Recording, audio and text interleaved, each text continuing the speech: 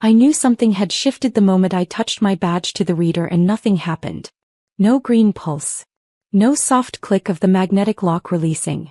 No familiar buzz that had greeted me every morning for 7 years. Just a flat red glow and the kind of silence that makes your stomach drop before your brain catches up.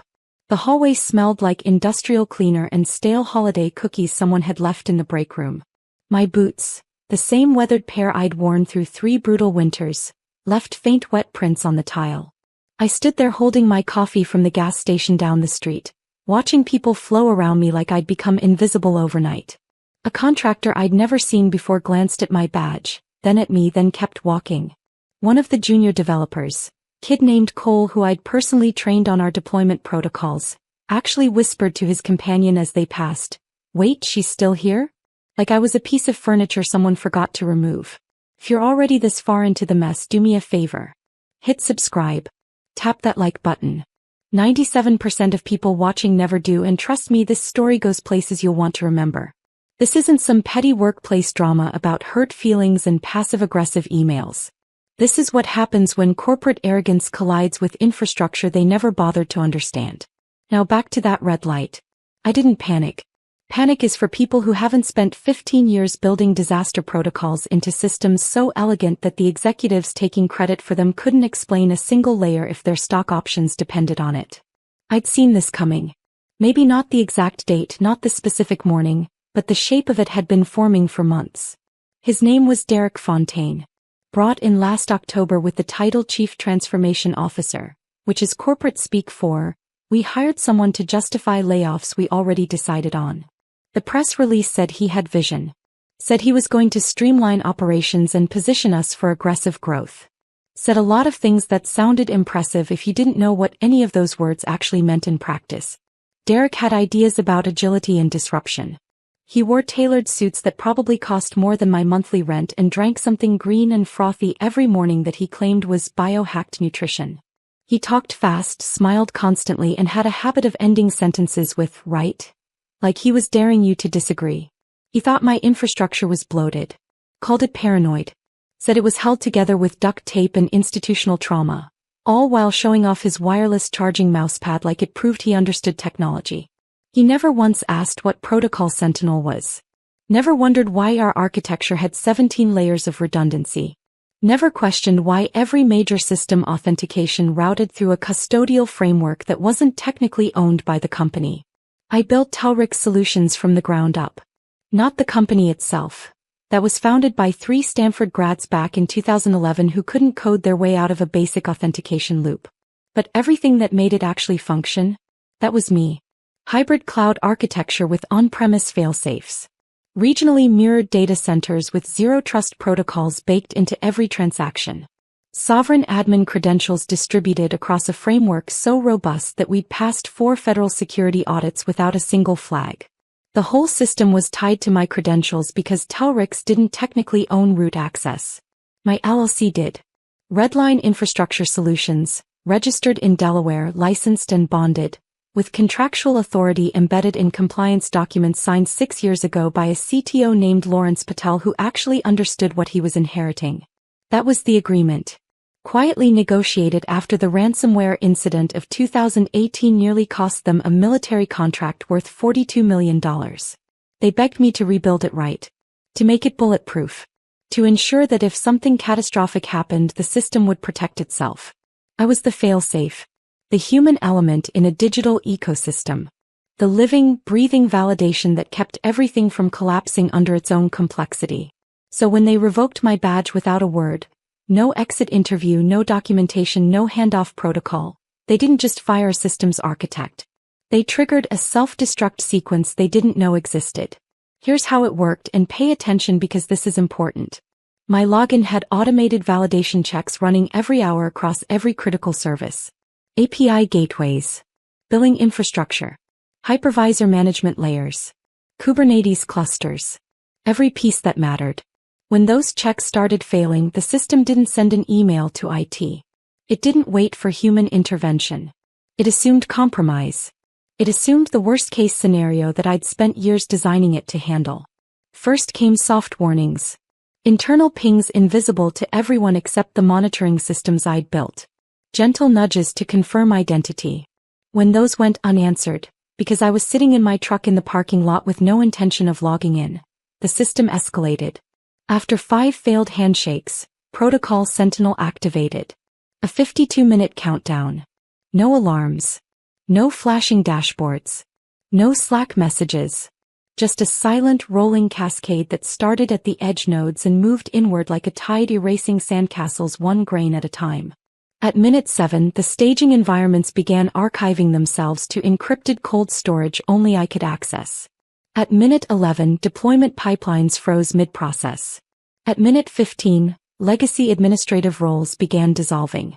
Any credential not tied to a currently valid handshake token simply ceased to exist. By minute 22, the system would realize something catastrophic had occurred and begin the final phase. Total infrastructure shutdown to prevent data exposure during what it interpreted as a hostile takeover. I sat in my truck and watched the console logs scroll past on my air-gapped terminal. The device didn't need their network. Didn't need their permission. It just needed time, and the clock was already ticking. Somewhere inside that building, someone was probably staring at a screen wondering why Jenkins wasn't deploying builds. Why test environments were returning authentication errors. Why the health checks for every major service were starting to blink yellow, then orange, then red. And Derek Fontaine, with his biohacked smoothie and his transformation agenda, was about to learn exactly what legacy infrastructure actually meant.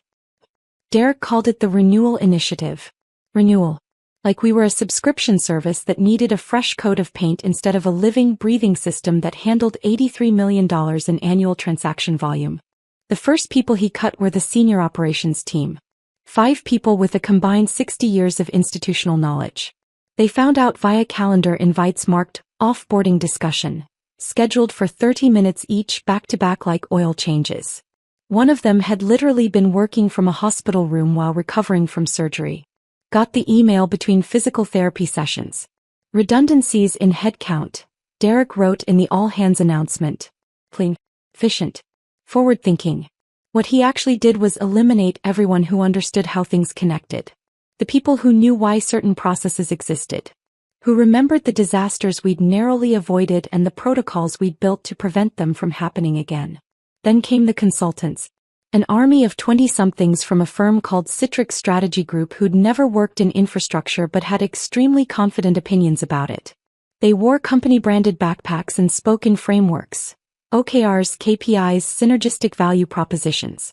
One of them told me our database architecture lacked narrative cohesion, which might be the single most meaningless sentence I've ever heard in a technical context. Derek wanted everything migrated to a third-party cloud platform called Skybridge. Promised unlimited scalability. Promised frictionless integration. Promised that we could reduce our operational overhead by 70% while improving performance. I read the SLA documentation. All 97 pages. It was a masterpiece of liability evasion. Uptime guarantees that only applied during standard operating conditions, which were defined so narrowly that a light breeze could void them. Data ownership clauses that basically said anything we put on their servers became joint intellectual property. And a disaster recovery protocol that involved submitting a written request and waiting up to 72 hours for a response. I told the entire leadership team during a presentation I'd spent 8 hours preparing. Showed them exactly what migrating to Skybridge would mean. That Towerx's infrastructure wasn't some plug-and-play commodity you could just port over. We had compliance requirements from defense contracts. We had biometric authentication layers. We had physical hardware tokens integrated into cryptographic validation chains. Our system required dual-factor presence. Digital credentials plus physical confirmation. The core administrative tokens were encrypted and time-stamped. Every major dependency routed through custodial protocols that existed specifically to prevent unauthorized access. I explained it slowly. Used small words. Drew diagrams. If you remove the credential that owns the root access, you don't just lose control. You void the system's identity. Stops trusting you. And when it stops trusting you, it protects itself the only way it knows how. Derek leaned back in his chair, fingers steepled like a TV lawyer. Mira, I appreciate the thoroughness. I really do. But we're not operating in 2015 anymore. The landscape has evolved. What you're describing is institutional inertia disguised as security. Institutional inertia. That's what he called 7 years of work. 7 years of keeping them compliant. 7 years of perfect uptime through 3 different attempted cyber attacks and a data center flood that should have killed us. We need to be lean, he continued. We need to be agile. And frankly, we need to stop being held hostage by overcomplicated architecture that only one person understands. That last part hung in the air like a threat. Only one person understands. He smiled when he said it. But I heard the subtext loud and clear. I was a liability. A single point of failure. The exact thing he'd been hired to eliminate. I didn't argue further. I've dealt with people like Derek my entire career. People who think confidence is competence. Who believe that if you speak quickly and use enough buzzwords, you can reshape reality itself.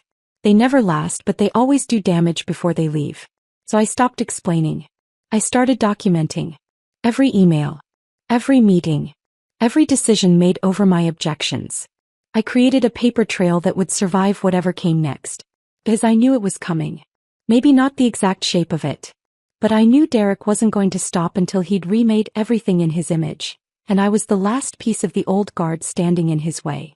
What he didn't know, what none of them knew, was that the system I'd built wasn't designed to trust Telric's solutions. It was designed to trust me.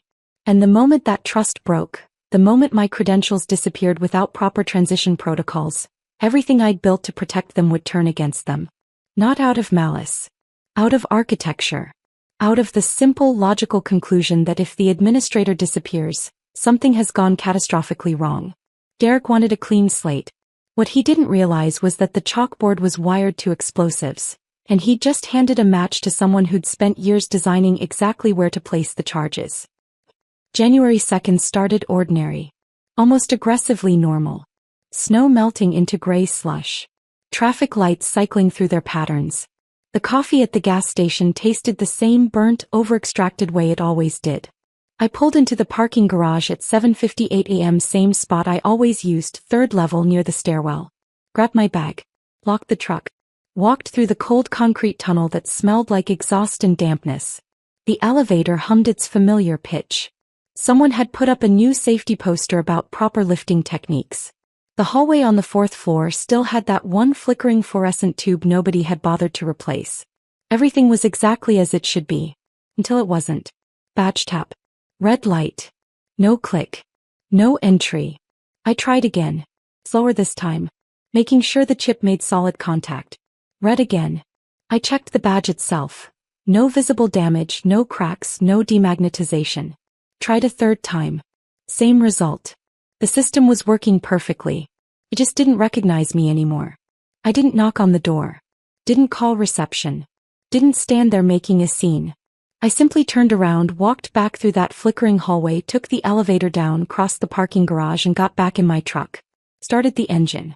Let the heater wake up. Pulled out my secondary terminal from under the passenger seat. This was a device nobody at Telrix knew existed.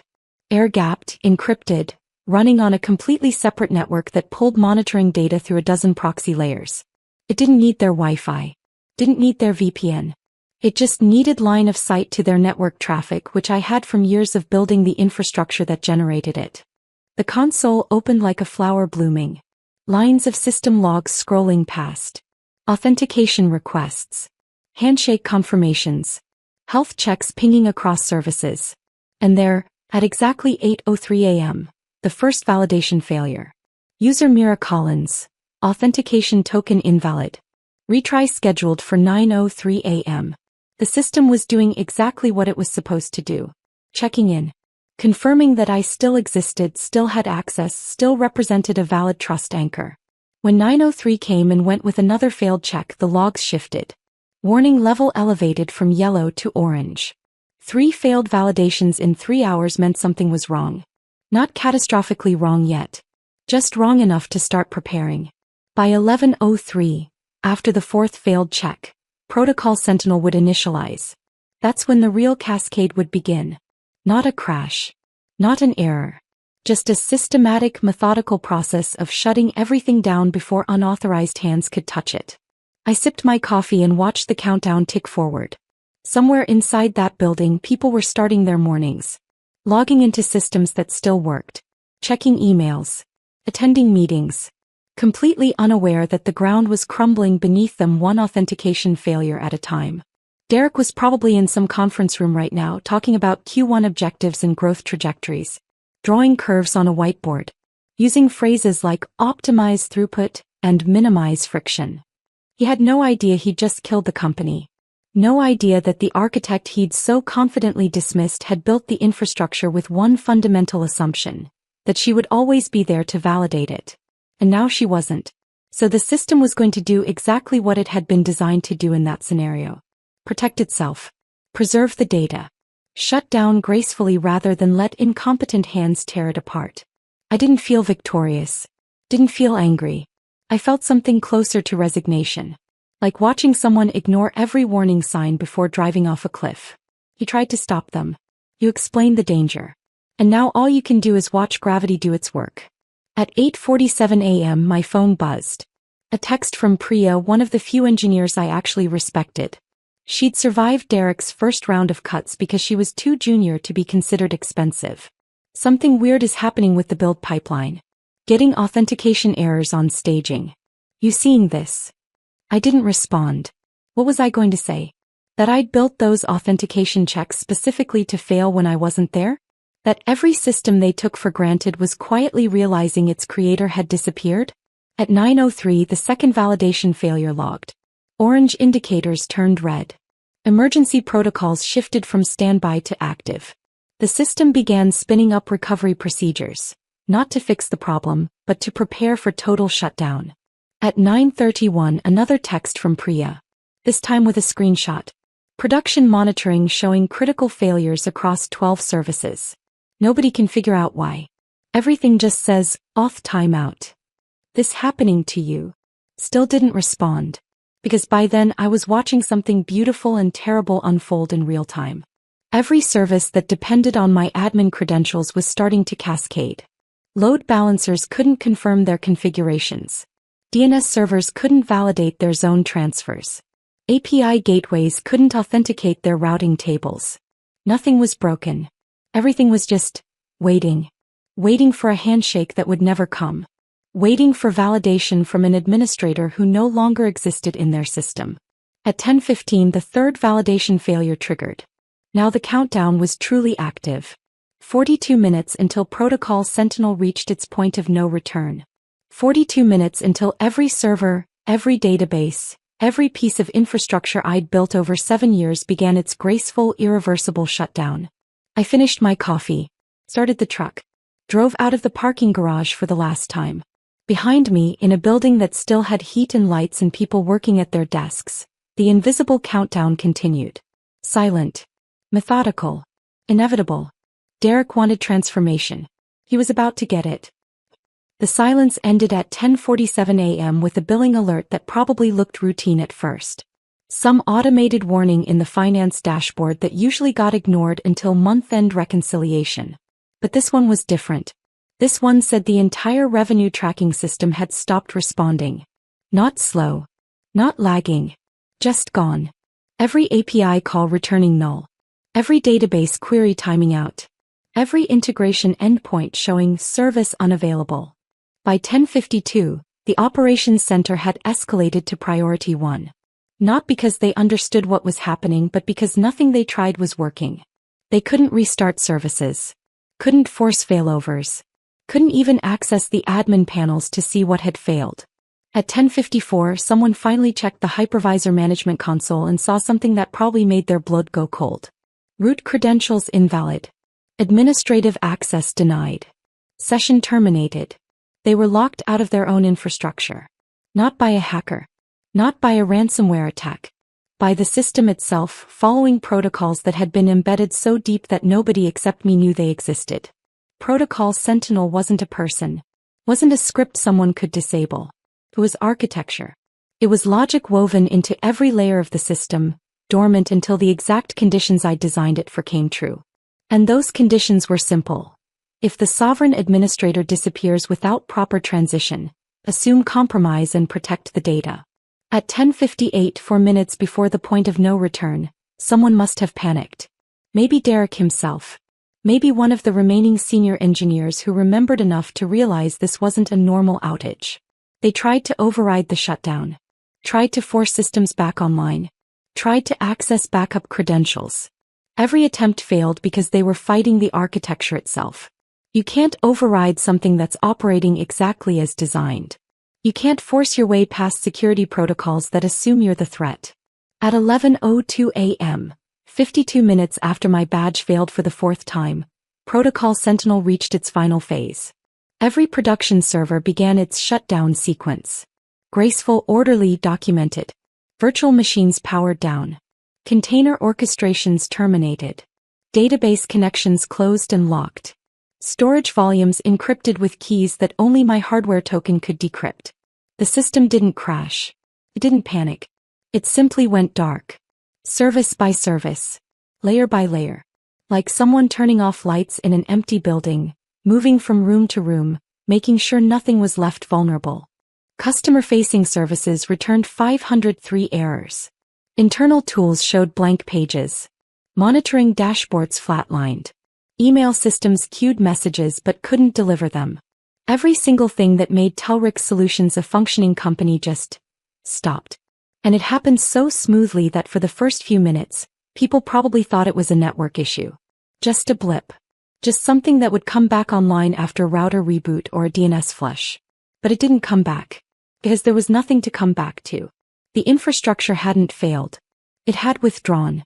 Like a turtle pulling into its shell, protecting itself from danger it couldn't see but knew was there. I knew this was happening because my terminal was still logging everything. Every shutdown command. Every terminated process. Every encrypted volume that locked itself away. The console scrolled past like credits at the end of a movie nobody wanted to see. Somewhere in that building, Derek was probably being told that they'd lost everything. That production was down. That customers couldn't access their data. That backups were encrypted. That recovery wasn't possible.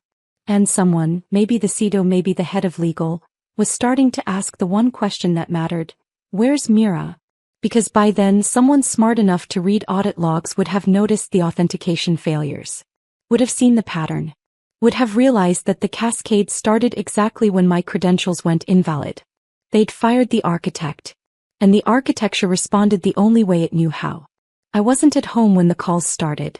I was at a coffee shop 3 miles away, the kind with exposed brick and reclaimed wood tables where nobody bothers you if you sit for hours. I'd ordered a real cup of coffee, not gas station burnt sludge, and opened my personal laptop. Not the monitoring terminal. Just normal email. Normal browsing. Acting like someone whose employment had just ended and who had nothing better to do than update her resume. My phone started buzzing at 11:14 a.m. First call from a number I didn't recognize. Let it go to voicemail. Second call from Derek's direct line. Ignored. Third call from the main office number. Also ignored. Then the text started. From Priya: Mira, please tell me you know what's happening. From Cole: everything's down. Everything. They're saying it's related to your account? From someone in legal I'd met exactly once. We need to speak with you urgently regarding contractual obligations. I sipped my coffee and read a book. One I'd bought months ago and never had time for. Something about deep-sea exploration and the strange creatures living at depths humans could never survive. Seemed appropriate. At 11:47 they tried calling from the CEO's office. I watched it ring. Watched it go to voicemail. Watched them try again 2 minutes later. I wasn't being petty. I wasn't trying to make them suffer. I was simply waiting for them to read the documentation. The same documentation I'd provided years ago when building this system. The same documentation they'd filed away and never looked at because everything was working fine, and why would they need to understand the details? Section 18C of the Compliance Framework. Sovereign Custody and Administrative Succession Protocols. Written in clear, unambiguous language that had been reviewed by 3 different law firms and approved by federal auditors. In the event of primary administrator absence without validated succession protocol, all systems will enter protective shutdown to prevent unauthorized access. Recovery requires physical presence of sovereign administrator with biometric confirmation and hardware authentication token. It didn't say I had to help them. Didn't require me to respond to phone calls or text messages. It simply stated the technical reality. The system trusted me and only me, and without my explicit approval given in person with proper authentication, it would stay dark forever. They'd created this situation. They'd fired me without transition planning. They'd ignored every warning I'd given about what would happen if they broke the chain of custody. And now they were learning exactly what sovereign administrator meant. Not an employee. Not a contractor. An independent entity with legally binding custodial authority over infrastructure they couldn't function without. At 12:33 p.m. my phone rang again. This time from a number with a Manhattan area code. I almost ignored it, but curiosity got the better of me. I answered. Mira Collins? The voice was professional, careful. Female, older, with the kind of tone that suggested she'd had difficult conversations before. Speaking. My name is Helen Varga. I'm a partner at Whitfield & Associates.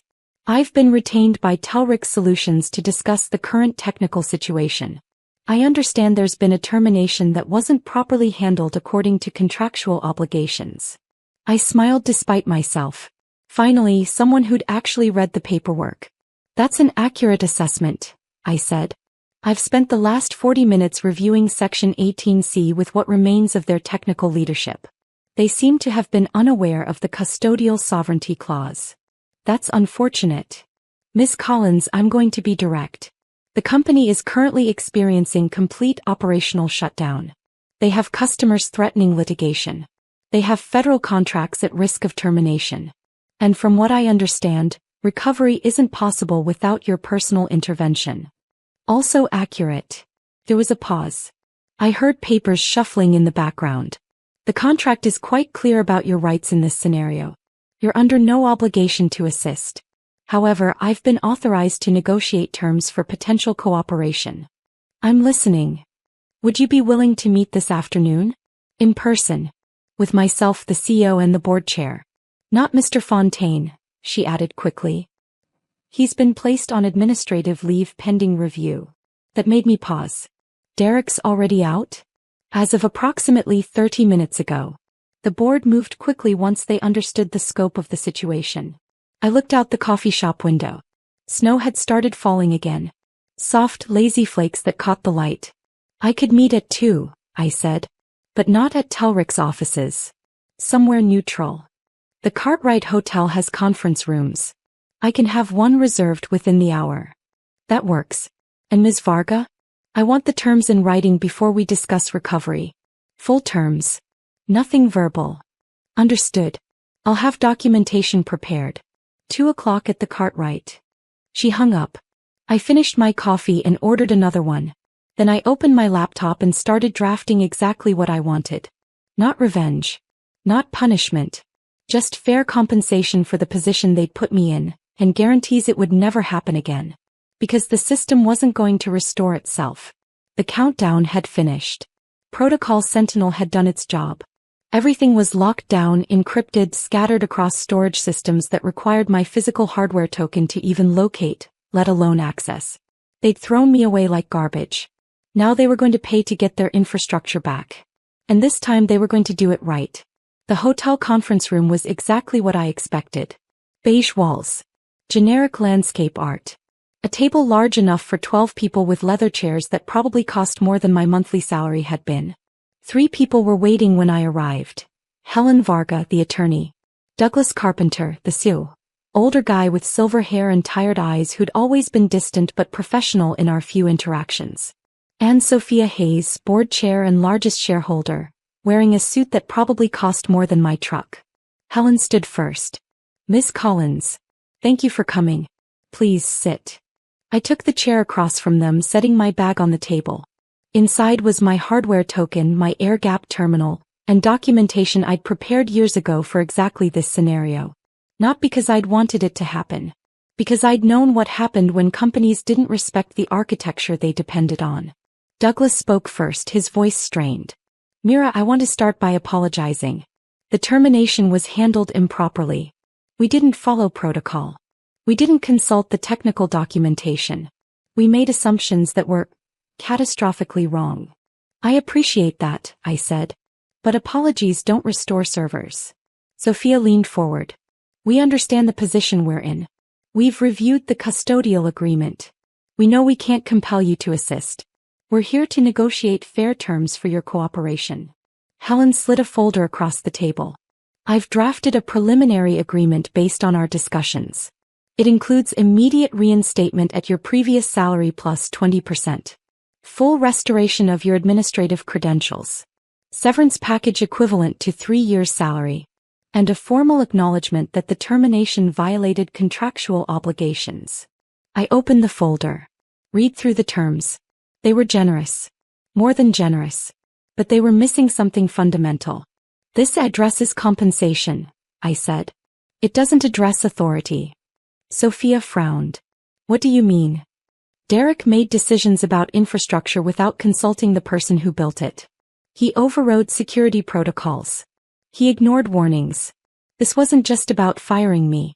It was about fundamental disrespect for technical expertise. I pulled out my own document.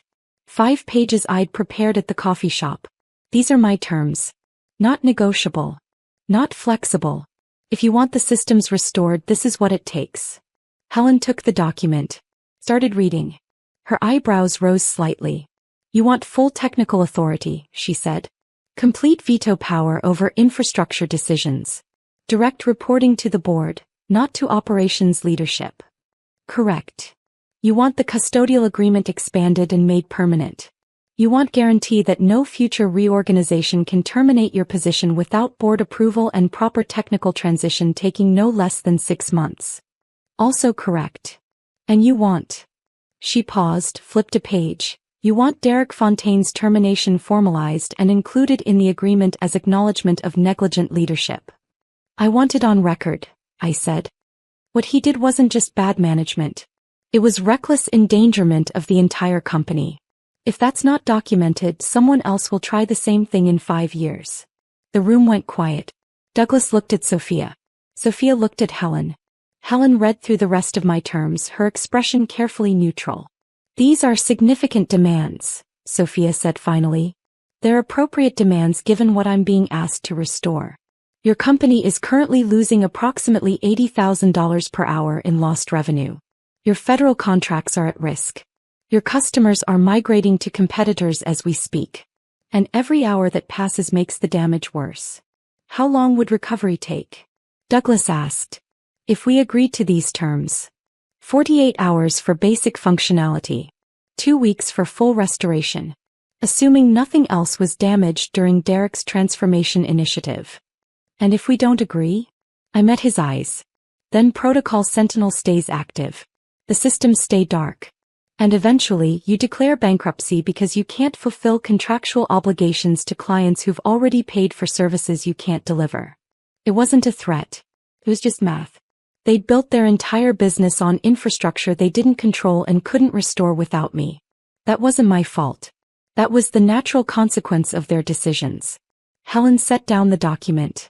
I need to consult with my clients privately. Can you give us 15 minutes? Take your time. I stepped out into the hallway. Found a bench near a window overlooking the parking lot. The snow was still falling. I thought about the servers, dark and silent in their climate-controlled rooms. About the data encrypted and scattered, waiting for the only key that could reassemble it. About 7 years of work that had just proven its value in the most dramatic way possible. This wasn't how I'd wanted it to end. I'd wanted to retire eventually. Train someone to take over. Hand off the architecture gracefully to someone who understood its importance. But Derek had forced a different path. And now they were going to pay for the privilege of undoing his mistakes. 12 minutes later, Helen opened the conference room door. Miss Collins? We're ready. I walked back in. The document sat on the table with 3 signatures at the bottom. Sophia spoke first. We accept your terms. All of them. We'll formalize the agreement within 24 hours. In the meantime, we need you to begin recovery operations as soon as possible. I pulled my hardware token from my bag.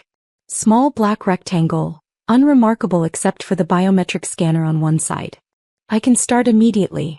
But I'll need access to the primary data center. Physical access. And I'll need everyone else out of the building while I work. Done, Douglas said. Whatever you need. One more thing. I looked at each of them in turn. This doesn't happen again. Not to me. Not to anyone. You don't fire architects without understanding what they built. You don't override security protocols because they seem inconvenient. And you don't put transformation consultants in charge of systems they can't comprehend. Clear. Crystal clear, Sophia said. I stood up. Then let's go restore your company. The data center was cold and quiet when I entered it 3 hours later. They'd cleared the building like I'd asked. Just me, the servers, and the soft hum of cooling systems working overtime to maintain temperature in rooms full of expensive dormant hardware. I connected my hardware token to the primary console. Placed my thumb on the biometric scanner. Entered the 24-character passphrase I'd memorized years ago and never written down anywhere. The system woke up slowly. Protocol Sentinel recognized the authentication. Confirmed that I was actually present, actually authorized, actually initiating recovery with proper authority. The screens filled with status indicators. Thousands of services in suspended animation, waiting for permission to return. I began the sequence carefully. Core services first. Authentication systems. Directory services. Network management. Then the databases. Customer records. Transaction histories. Everything that made Telrix actually function. Layer by layer, system by system, the infrastructure came back to life under my hands. It took 6 hours before the first customer-facing services returned online. Another 4 before internal tools were accessible. By midnight, 90% of core functionality had been restored. I worked through the night. Not because they were paying me. Not because I'd negotiated favorable terms. But because this was my work. My architecture. And I'd be damned if I'd let Derek's incompetence permanently destroy something I'd spent 7 years building. By morning, Telrix Solutions was operational again. Bruised. Damaged. But alive. They'd lost approximately 18 hours of productivity. Probably several $1 million in immediate revenue. Definitely lost some customers who'd migrated during the outage. But they'd survived. Because the architecture I'd built wasn't designed to kill them. It was designed to protect them from their own worst impulses. And when those impulses had triggered the failsafe, the same architecture had preserved everything until someone could make it right. Derek never came back. His termination was formalized within 48 hours. Last I heard, he was consulting for some startup in Austin, probably telling them their infrastructure was bloated and needed disruption. I stayed at Telrix. Not because I forgave them. Because the work mattered. Because infrastructure matters. Because someone needs to be the adult in the room when executives start making decisions about systems they don't understand. And because now they couldn't fire me without consequences they actually feared. The custodial agreement was permanent. My authority was guaranteed. And every new executive who joined the company got a very specific briefing about Section 18C and what happened when it was ignored. They called it the Collins Protocol now. The failsafe that saved the company by nearly destroying it. The architectural decision that proved expertise ISN.